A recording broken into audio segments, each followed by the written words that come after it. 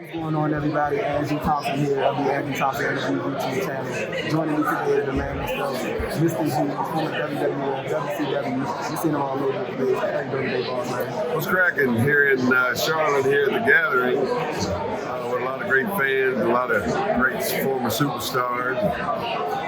Having a good time. Yes, sir. I appreciate you taking the time to do this. I have walked past you a couple times and you had come to Canada before a little bit, so I appreciate you doing it, man. No problem, man. That's what I do. So I really learned that you played football at Kansas State University. Played football for a little bit? Yeah, I did, man. I played 4 years at Kansas State All-American and wanted to be a professional wrestler since I was a little bitty kid. And Harley Race is one of my superstars. Followed them forever, and when I had the opportunity to work with them in WCW, those dreams come true, man. So, I mean, I've had a good career in professional wrestling, and now I train people and train a lot of superstars in the world of professional wrestling. People like Apollo Crews and Heath Slater and Moose and Kiera Hogan and Jonathan Gresham and Sam Shaw, which is Dexter Loomis, and SP The Ghost, Chad Skywalker, Owen Knight. I mean, I can go on and on of all the students that I've trained, and I'm so happy to see that they're all being successful right now. Okay, when you played at Kansas State, was there ever any aspiration for you to go pro? Or was pro wrestling always something that was like, I didn't want to go. I didn't want to play pro football. My mom wanted me to play, but I didn't want to play. I wanted to be a wrestler. Ever since I was, a little bitty fella when I started watching it, and I told myself, one of these days when I grow up, I'm gonna be a wrestler. And that even though I did all these sports, wrestling, track, and football, I was All-American in all of those in high school and got a full scholarship to go play college football. My whole deal was wrestling, man. That's what I wanted to do, but I had to finish my other athletic careers. And then when I was a junior, my junior year in college, that's when I bought my gear. I hadn't found a trainer yet. I knew I wanted to be a wrestler, and once I finished, once I got out of college, I found the right trainer, Bob Geiger, and taught me, him and Sonny Myers taught me what I needed to know, man. But when I was young, man, that's when I got bit. When I used to watch wrestling as a little kid, man, that bug came out inside the screen and just bit me, man. And my mom wanted me to play pro ball, but I didn't want to play pro ball. I could have played. My whole thing was professional wrestling, man, and that's what I did. And I think I made the right decision because I had a good career and a good run, and made a ton of money at it. And now I'm training guys and young ladies how to do it, and they're making a good living. So I'm blessed. You mentioned talking about training students, of course, I was at the WWA4 School in Atlanta. Exactly. And AR Faulkner currently the head trainer there, am I correct? Right now. Yeah, how proud of you sort of with AR, man, really been able to do. I feel like he's one of those guys that really doesn't get the credit that he deserves for being as consistent as he's been throughout his career. But I mean, that's how the heel is. But like just seeing with how he's taking the school and seeing some of the talent that he has pushed out, how proud of you? How proud are you? Well, I'm proud of all my students, and I'm proud that he is sticking with it and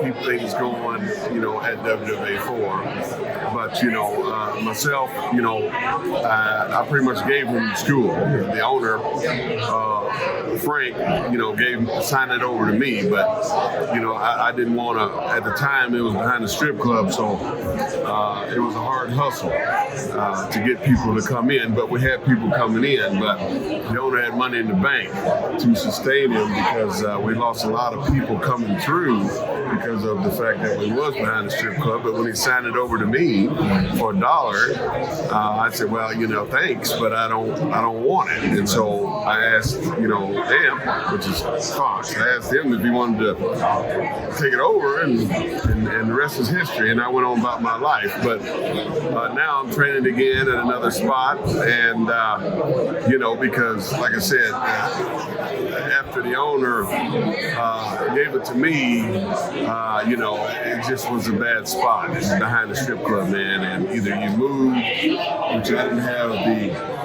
finances to move, so I just passed it on over to him and took a break for a while. And after COVID, then I got back into teaching again at another spot. So, I'm proud of what Fox did as far as the wrestling business. But other than that, that's about all I can say about that. And one of the students that you did train was Kiera Hogan IMPACT. Exactly. A good amount of success for herself in Impact Wrestling. I don't know if you saw that she recently announced that she interviewed with Impact. Yeah, I've seen it. To try to find out what else is out there. So, yeah. Scott got to be a uniform, right? Yeah, I mean, she's a real talented young lady. When she came to me and she wanted to be a wrestler, and I had to pull her aside because she was a smaller girl, and I had to explain to her, look, if you want to make it, you got to do the things that I teach you, and that's how I do with all my students. But her in particular, she was a good-looking young lady, and I wanted her to make it. So and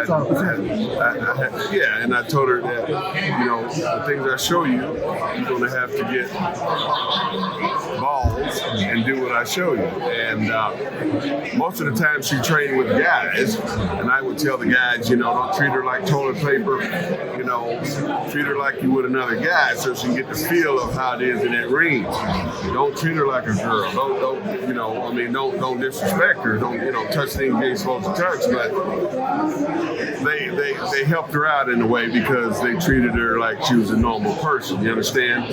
Even though she was a smaller young lady, she was tough. And I told her to make it in this profession, you got to be tough. And I believe she took it to heart, and she worked hard. And like I did with all my students, once I train you, I take you on the road, I show you the ropes of professional wrestling, everything from wrestling to doing business with promoters, because promoters will try to screw you out of your money, and if you're not aware of it, then you'll fall for the okie doke. Well, with her, I took her on the road, I showed her the ropes, I did everything I can to help her, and the end result is she got a gig. And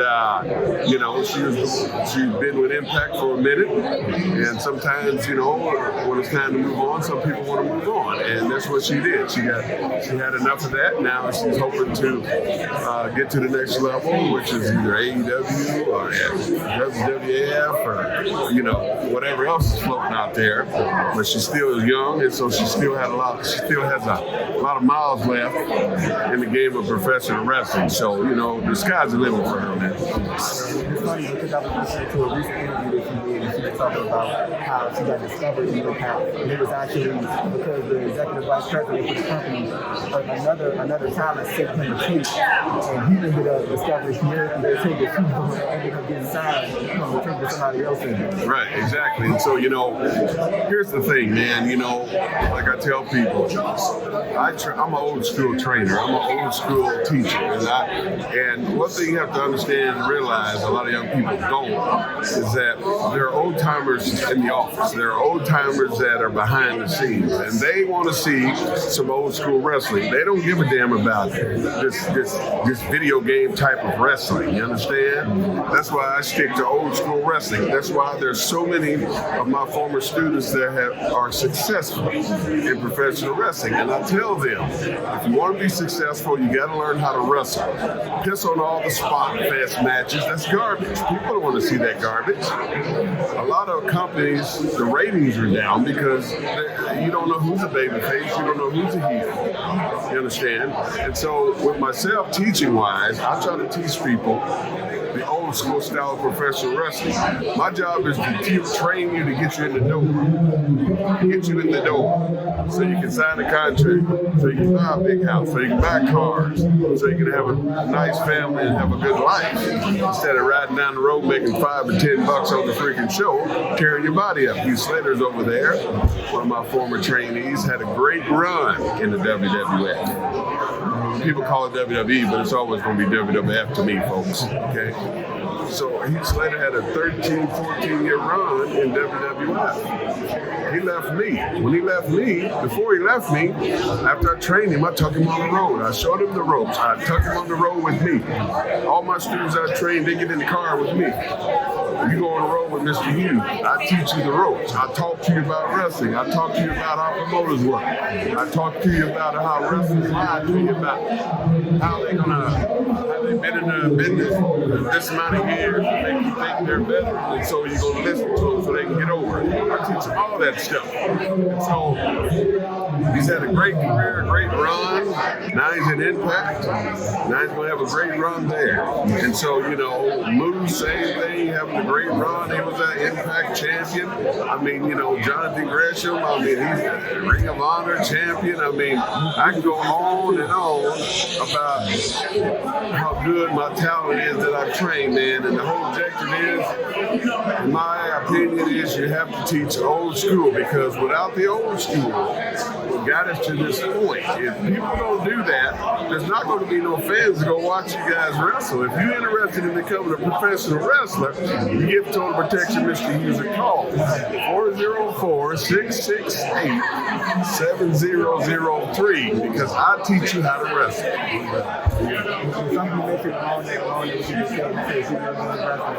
You already be in a retro. Yeah.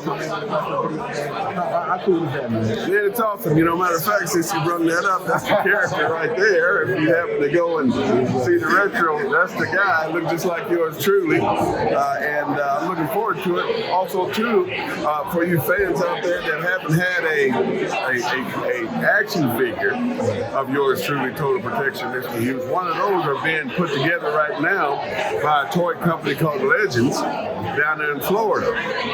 We already got the head part done. It's going to be the old version of the old school Mr. Hughes, not the little guy, but the big guy from the beginning, this guy. So if you're familiar with that guy, Mr. Hughes, that's the guy that's going to be on the action figure. So in about, I'd say about 4 more months, they should be done with them. And so you need to go out there and get you one, because they're going to sell like hotcakes, folks, no doubt about it.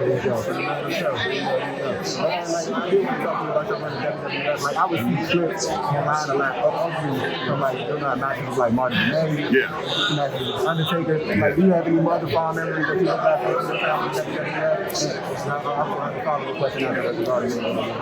Yeah, I got a lot of good memories from WWF, man. You know, I had, Vince took care of me. You know, he liked what I did. He liked the character. Vince likes athletes, and as a big guy, what I was doing, he loved it. He saw something in me and gave me opportunity. And so when he gave me the opportunity to fight the Undertaker, he lined up all the stars of WWF, from Bret Hart to Macho Man to Duggan, all of them, and they all had to get my hand raised because I had to work. I was working my way towards the Undertaker, see, and so they had to show that to get the Undertaker, you got to show that you're a bad SOB, and so that's what Vince was trying to do, and he did a damn good job at it, because when he gave me the opportunity to go out there and fight the Undertaker, I didn't believe it, because a lot of people don't understand how the business works. Say, for example, if you were a new guy coming in, you got to get way in the back of the line if you want to work the star, see?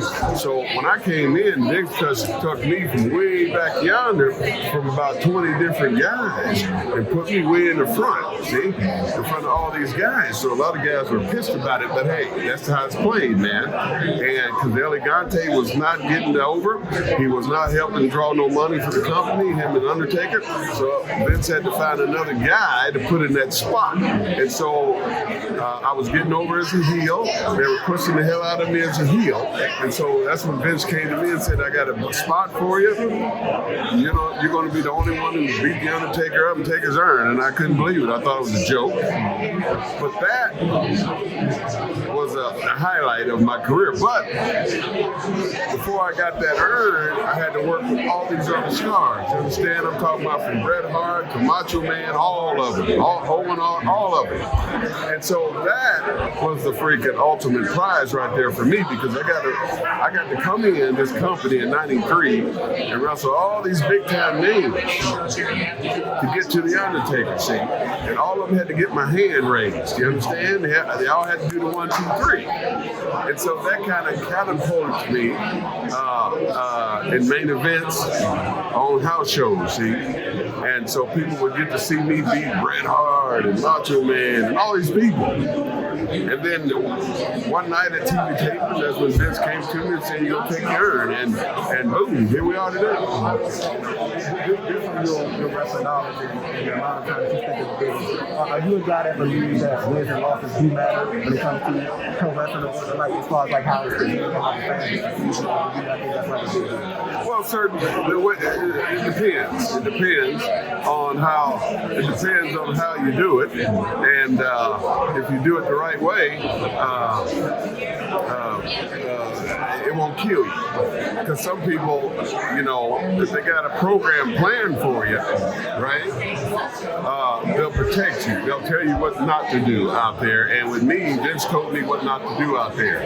Told me how to protect myself. Told me, you know, I got plans for you, so make sure you do this, and this. Don't go out there and kill yourself, because if you get dead, we can't do no business with you. And so that's what I had to do. And I know, like, when you came back to the WWF, you had worked with Chris Jericho and Triple H. Like, did you enjoy that? Those type of enforcer roles that you did? Oh yeah, no doubt about it. I mean, you know, every time I went to WWF, I was there 3 different times, and each time they brought me in, they had me with somebody over.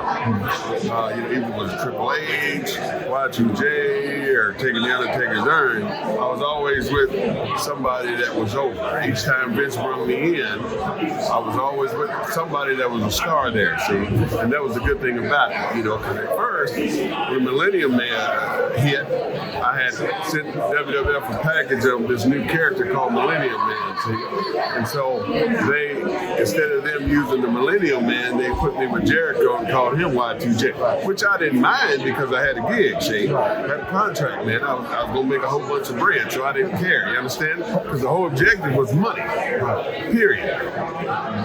I think you wrestled last year, that's the last time you wrestled. What's that now? I said the last time you wrestled was late 2020, right? Last time I wrestled? Last time you got in the ring. No. Last time I got in the ring was, 3 or 4 weeks ago up in West Virginia. Okay. Matter of fact, I got a wrestling match tomorrow. I still get in the ring. I get in the ring still. Right. I just don't do the same stuff I used to do. But I still entertain people to where I do what I do. I'm a heel, and I piss people off. That's what you pay to come see. You're going to see a good heel versus a good baby face. And that's how I teach. That's how I wrestle. Because people, when they buy a ticket, they want to see good versus evil. They don't want to see 2 nice guys in there just doing some matches. They want to see some cheating going on. People want to come to a match and let off a little steam. I remember when I was younger, and I would go to a match, and I'd be pissed off. Yep, I'm going to go to see a wrestling match so I can let off some steam. I ain't gonna touch nobody, but I can get out there and holler and scream. And that's why some people love to come watch yours truly at shows, because I give them their money's worth.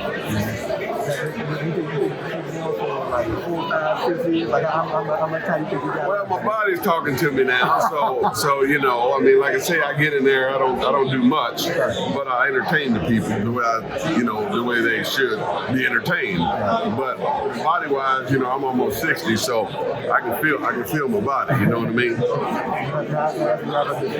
Yeah. Something cool I want to ask you. Sort of like a retrospective kind of question. Like when you look back at everything that you've done, all the time you spent in your career, all the from, let's say, Kansas State to the WWF to, to the WWA right now. Yeah. You say you happy with you? Oh yeah, no doubt about it. I have no regrets, man. I've had a good run. I've wrestled in front of sold-out crowds a lot of times. Over 100,000 people in Tokyo Dome. When I wrestled Elegante, I've been all over this planet 3 times. Wrestling's been good to me. I've trained good, talented individuals that are out there making a good living at professional wrestling. And I'm satisfied, man. God's been good to me. And I tell you what, he's been good to my students and blessing me still and blessing them too. And so, with that said, like I said, folks, you want to be a professional wrestler, learn from the best. I'm the trainer of champions. I'm 12 Protection Mr. Hughes. I teach you how to wrestle. Call me, 404-668-7003, because I teach you how to wrestle.